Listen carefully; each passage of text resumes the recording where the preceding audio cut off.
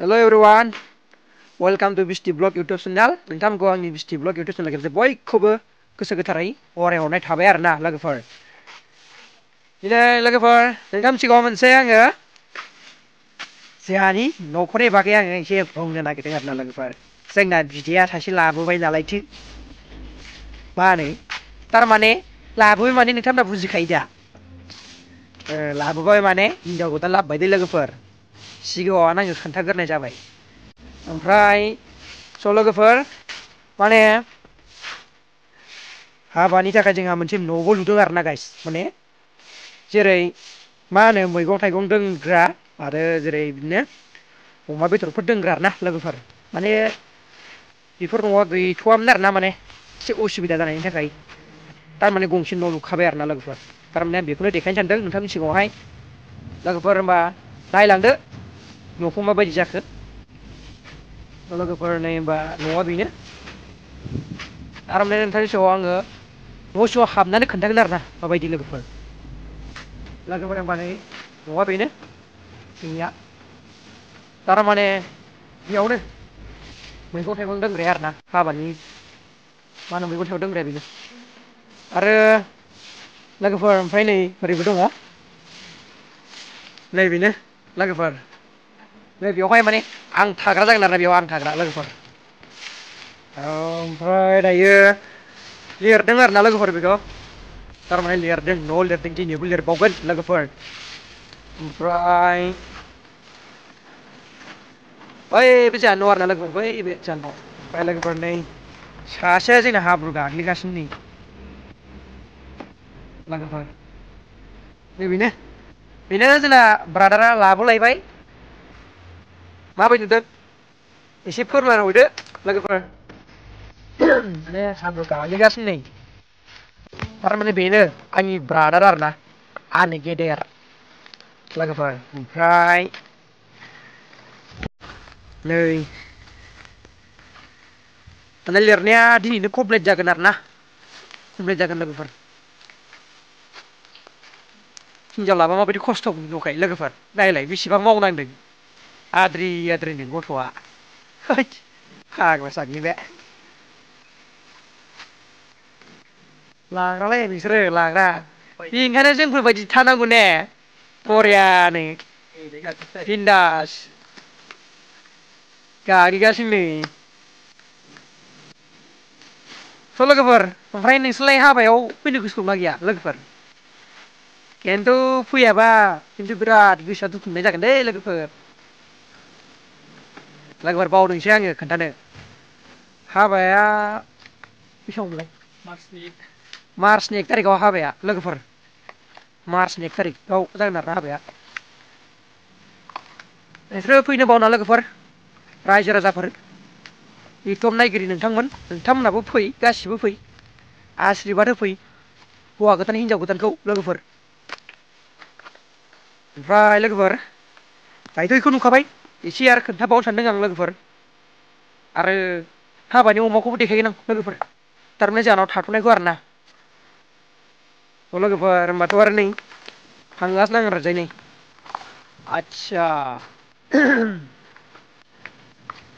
ओमफ्राय बेनो आरोना हाबानि बना लोगोफोर नै।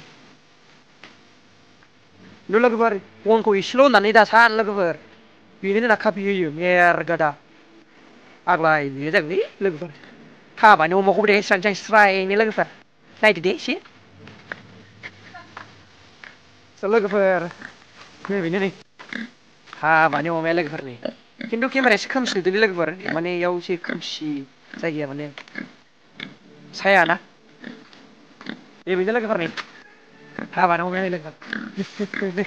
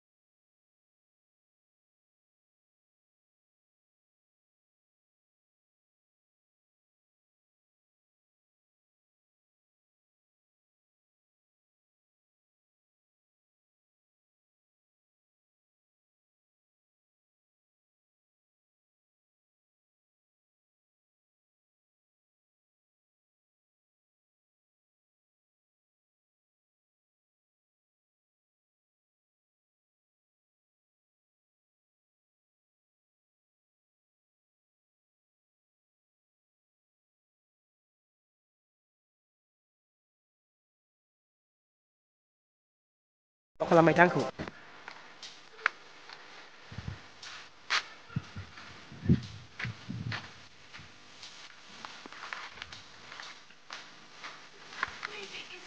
थ' लोगोफोर हिनजाव गोदाना है नै नुहुरबाय दा थ' लोगोफोर एडभान्स माने खोन्थानो नाजाखाबाय आं नोंथांमोना मोजां नायलाखा दै लोगोफोर लाजिदोंलै खिन्थु बिराद लाजिदों समायगोनना समायाखै नायलायदो एसे नै लाजिनानै मा उल्थासो नायखोना थाबाय बिदिखै जायो लोगोफोर जागोनसे बिदिबा नोंथांमोनाथ' बिदिबाथ' आंखौ देखायनो हायाखै होननासो रायगोनलै नोंथांमोना मोजां देखायथारसैलां देब्रा एसे नाहरलायदो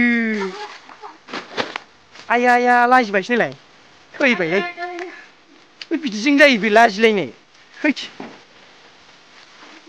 हैद दे नायदो दे बिदिनो दे नुवाबा उनथिं नायदो लोगोफोर आरो खिन्थु हाबायाव मोजां नायस्रादो आरोना लोगोफोर फारसेनिफ्राय मोजां नाय उनथिं थानानै सिगां थानानै नाय माबायदि लाजिनोलै लोगोफोर देखायलालां एसेनोसै भिडिअ'आ लोगोफोर हाबायाव गासिबो फैनो नाजादो आरो नोंथांमोना भिडिअ'खौ नायनो मोजां मोनदोंबा लाइक कमेन्टस खालामनो दाबावदो लोगोफोर आरो बेबायदिनो भिडिअ लाबोबावगोन आं नेक्स्ट टाइम